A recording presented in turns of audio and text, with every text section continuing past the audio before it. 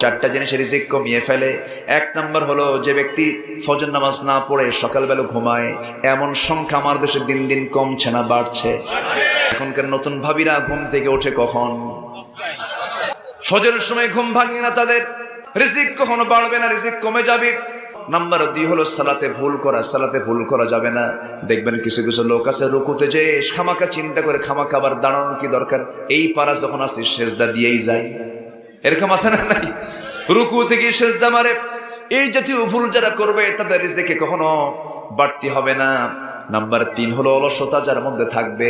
অলস মস্তিষ্ক শয়তানের কারখানা। An idle brain is devil's workshop. রাসূল কাসলান দুক্কান শয়তান। অলস মস্তিষ্ক শয়তানের কারখানা। নাম্বার 4 হলো প্রতারণা যারা করবে এবং বিশ্বাসঘাতক আছে না নাই? লা তাখুনুল্লাহ ওয়ার রাসূল, তোমরা আল্লাহ এবং রাসূলের সঙ্গে তোমার প্রতারণা করো না, বিশ্বাসঘাতকতা করো না। কার কথা? আল্লাহ।